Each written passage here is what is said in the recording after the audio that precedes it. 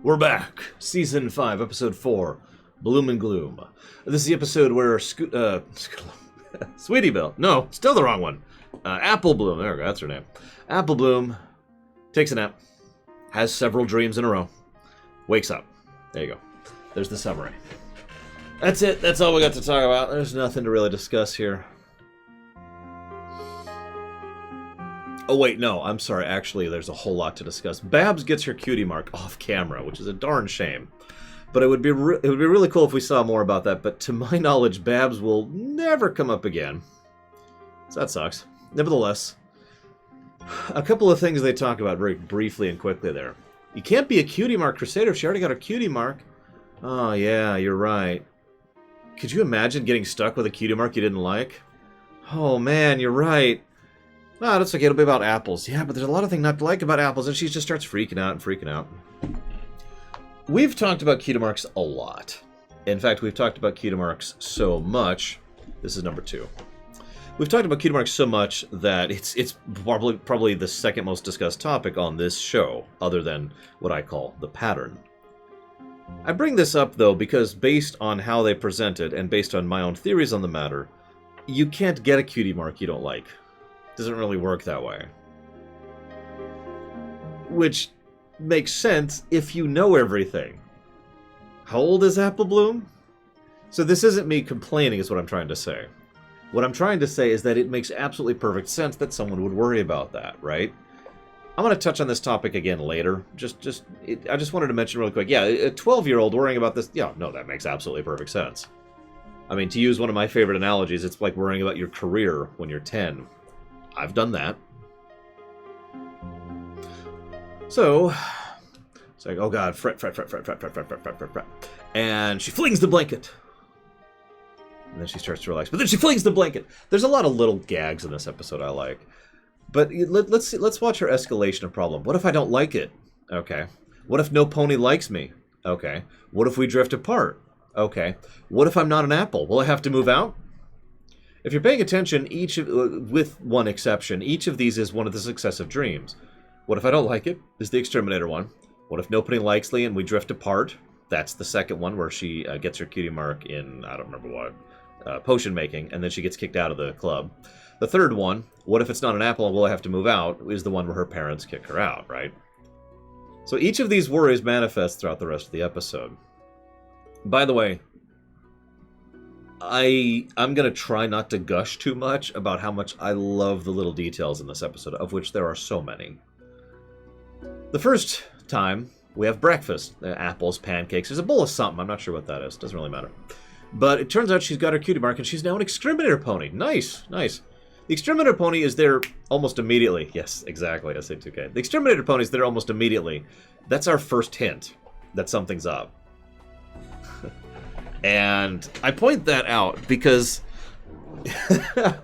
that isn't that far out of bounds, is it? In fact, if you didn't know what was happening, or, you know, we're watching this for the first time, I bet you didn't even notice how unusual it is that the exterminator pony was there the morning she got her cutie mark in being the exterminator, which is very unusual. You probably were just like, yeah, okay, whatever. But that's exactly my point. Most of the early escalation of dream logic is really nicely just kind of slid under the rug. The first dream, for the most part, is something that you're not supposed to realize as a dream. And it's very well designed in that respect. But they still leave the threads there that you can pick up on if you're either paying attention, or if you've watched it again and you get the rewatch bonus. So, and yeah, by the way, the dream logic in this is beautiful. They do so much really good work with dream logic. Too often people think dream logic is nonsense. That's actually not true. Dream logic is about connecting threads regardless of real logic. So your thoughts connect to each other. That's how thoughts work. A spark hits nearby sparks, right? So yeah, dream logic, exactly. Dream logic tends to be just go straight to its destination point. And this episode, this is not the first time that I have mentioned and praised this show for doing dream logic well, but they do dream logic very well in this episode. Anywho. So, so the exterminator pony's there. Okay, that makes sense. First continuity counter. Anybody with a trombone can get rid of parasprites. That one got a smile out of me, so we're going to add that one to the list.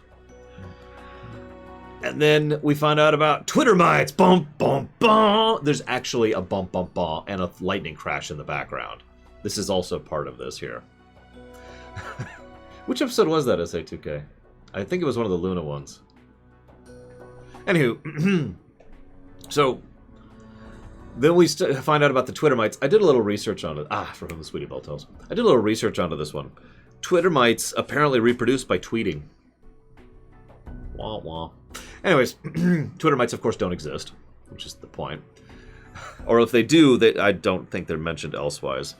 But there's this nice little Metal Gear Solid reference where she just keeps doing the repeat everything that you just said to him, repeating things back to him, and he even calls it out to her. It's like, come on, stop doing that.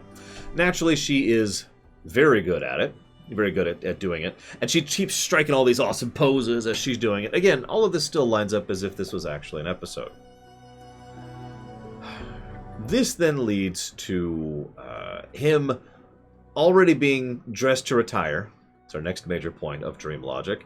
And then he's just kind of gone. What happens next, this is actually amusing. Yeah, I noticed that, SA2K. Yes, the real Twitter mite was inside us all along. The next thing that happens is probably the most subtle dream logic thing in the entire episode. Yeah, Diamond and Spoon show up out of nowhere. That's not the dream logic. I mean, that is dream logic, but that's not what I'm referencing. Now, what happens is Spoon, not Tiara, is the one who starts making fun. Now, if you don't understand the significance of that, Spoon's the lackey. She's the hanger-on. She's the one who just follows Diamond Tiara's lead. And yet, for the entire thing, Spoon, Silver Spoon, is the one who is leading, and actually the one making fun, and Diamond Tiara is the one following. I think that's probably the subtlest hint in the whole episode right there of what's going on. And I love it. Anyways, so they mock, and they mock, and they mock. Probably more than usual, if I'm being honest, even for these two bullies. Which leads to her being like, oh god, no, I don't like this, it's awful. There's this bit where she runs away. And the background transitions smoothly into the creepy woods, and then the camera pulls out. I'm just pointing out little details like this because there's so much good camera work in these two episodes that we've been covering today. Then so she gets rid of the cutie mark from her shadow. And then in the background, a bunch of ponies run by. And I was like, oh my god, they have mustaches! Is that another sign of it being dream logic? So I rewound to rewatch it. They don't actually have mustaches. As they're rushing by, they're carrying their bags in their mouths, and the bags are like trailing right here. So it looked really closely like it was actually a mustache, but it wasn't. Anyway, so Ponyville gets destroyed. We're going to go ahead and count that, even though it's a dream. So we're going to go ahead and add that. Oh, you know what we do? We actually have a half pony. Let's just do this as a half. So that'll put us up to a full 44 Ponyville destroyeds.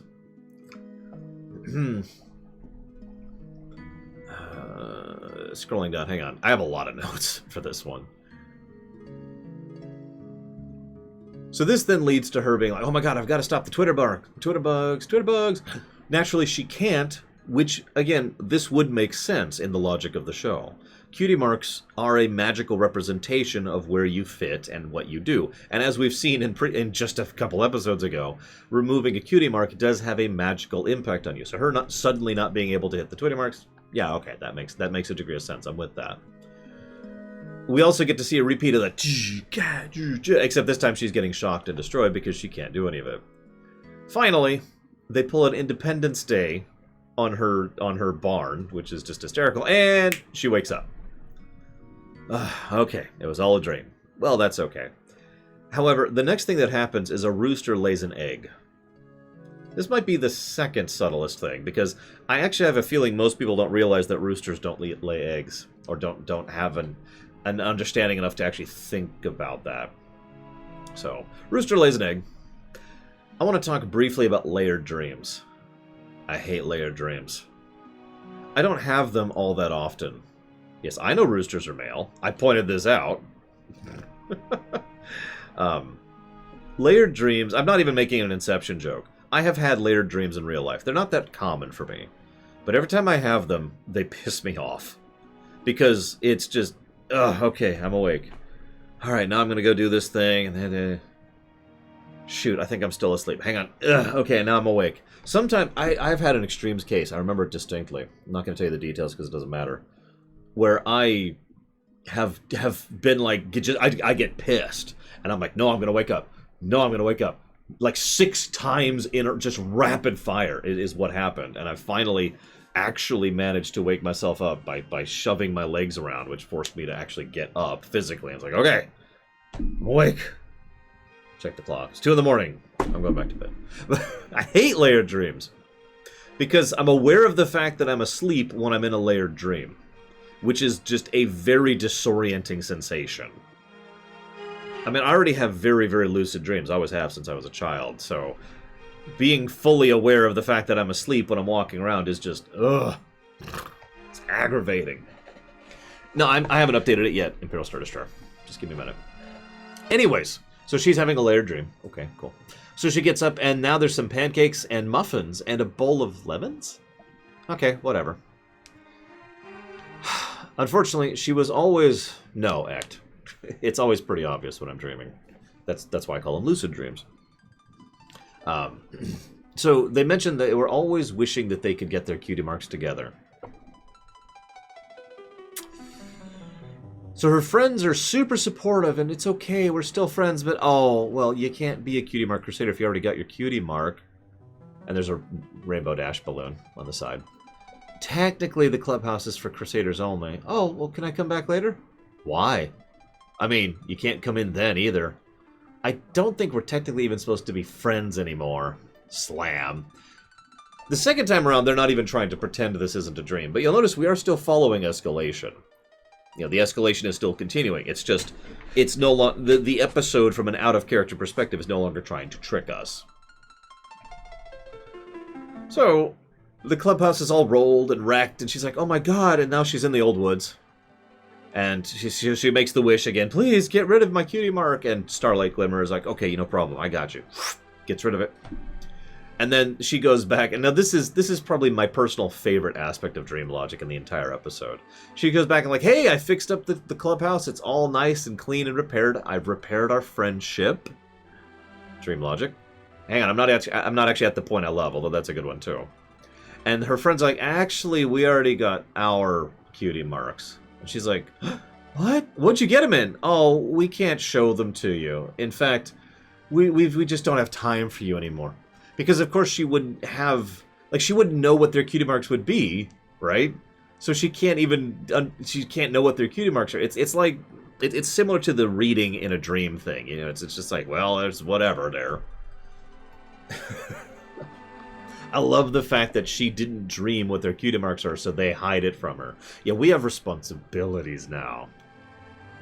This then leads to her being jump-cutted back inside the re-wrecked clubhouse after she just repaired it, because now her friendship is destroyed again. Symbolism. And then the rooster crows in the window, and now she's just like, huh?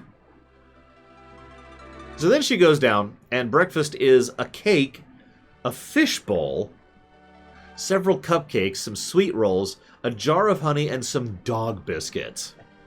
For the fun of it, I went digging and I found this, which actually shows the progression. The bottom is the first dream, the middle's the second dream, and the top's the third dream. I love this escalation right here. This is great. This is awesome. Anywho, so breakfast is just getting weirder and weirder as we go. Winona's apparently very hungry. Where was I?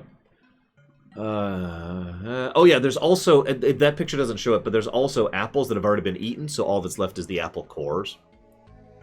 So this time, this is just overtly, this is when we get more into nonsense category. AJ is sneering, everyone, they voice actors bounce around, and their necks are distended weirdly, and Apple Bloom just teleports all over the place, and suddenly has a thing in order to escape, because, oh yeah, the dolphin cutie mark shows up, because there's always a dolphin for some reason. And each one of them is just, you know, oh, you need to be cast out of the family, because you're no longer an apple. And get out! And they even show the photos with her face cut out of it. So she is thrown right back into the woods. Excuse me. Ugh.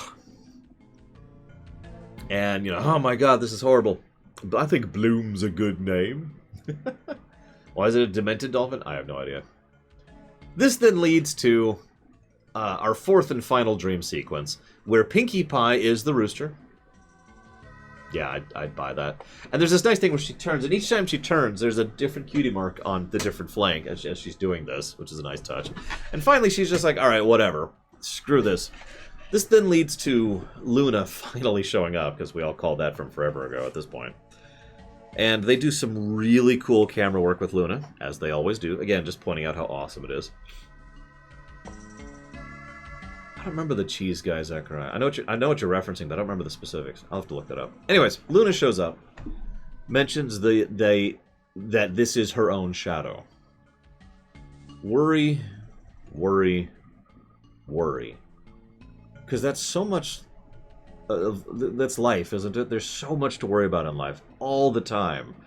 Not even just for a 12-year-old. And imagine what a cutie mark actually represents for a second. Now, Luna says this flat out, but I swear I wrote this down before Luna says this. A cutie mark represents who you are and whom you choose to be. Imagine worrying a lot about who you are and whom you choose to be. Worrying about not being someone you're going to like. Worrying about being someone that other people aren't going to like. Worrying about someone who's going to be ostracized for who and what you are. Yeah. This, damn. Yeah, this isn't relatable at all. I would imagine 100% of the people watching this right now understand that worry. Seriously, 100%. To some extent or another.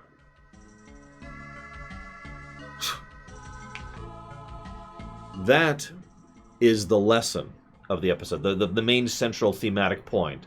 And Luna's response, if you cannot accept who you are, I wrote this down word for word, if you cannot accept who you are, your life might seem like a bad dream. Her response, well, but... I mean, if I like who I am, then will other people like me? Of course they will. Or they won't, depending on who or what you are. Well, but if that's true, then it doesn't matter what my cutie mark is. Indeed. But it's so simple! And it is. It is. That is the truth right there. There are people who will not like you for whom you are and who you choose to be. And yes, I flipped that on purpose. And that's life. But if you like who you are, then I guarantee you there will be people who will like you for who you are. And that's it. That's it. For once, the equation is actually pretty much straight arithmetic.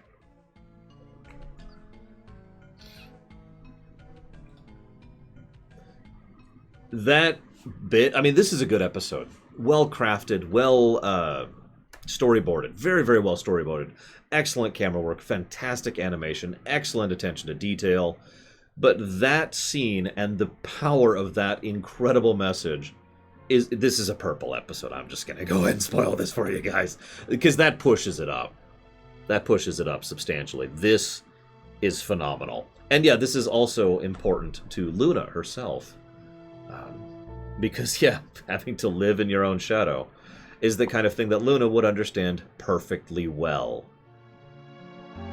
And being worried about who and what she is, and who and what she chooses to be. By the way, when we get to the next big Luna episode, the next Dream Luna episode, I almost guarantee that's going to be a purple. You know the one I'm talking about? When everyone's in the dream, the connected dream? Yeah. So, yeah. So then we have, we're not even done with the episode yet. First we have, let's see, Sweetie Belle with DJ Pones and Octavia and Rarity judging her. I love the fact that Rarity gives her a 1 and hides herself while she's doing it. Like, she's ashamed to have to give her little sister a 1, but she's still going to give her the 1 because she loves her. The other two give 0s. And then, of course, Scootaloo, yeah, you know, going down on the beaters into the cream. We're still asleep? Cool! You notice the first thing Scootaloo does is fly, by the way. Relatable. as I mentioned before, I have extremely lucid dreams. Pretty much the moment I realize I'm dreaming in just about any dream, one of the first things I do is something I can't do in real life. Now you're probably thinking, well, what is that thing? You don't understand. It's not one thing. It's just something. Something I can't do in real life. There's a lot I can't do in real life. So yeah, she just kind of goes... Right? Relatable. I do like the fact that they have a meeting and discussion in their shared dream. Also foreshadowing that shared dreams are a possibility with Luna's magic. So anywho, they decide to send a care package to Babs. No reason we can't still be friends, after all. No comment, Lord Harriman. Although I could do that in real life. And then the episode ends, basically. The flipped pancake, I'm super exhausted from the dream, the end. That's true, Luna didn't get kicked out of the Cutie Crusaders meeting. Counter continuity! No, okay, so hang on. So we have... Ponyville was damaged. Let's up that to 4. And continuity counter. No. The Imperial March isn't a song I'm actually super fond of. You ever want to hear the song I mentally think of when I think of the Empire? I'll play it for you. Give me just 1 second. I could find... Where the hell's the playlist? There's the playlist. Sorry, I had to find it. And it's going to be under R. For this. This is going to be a little loud.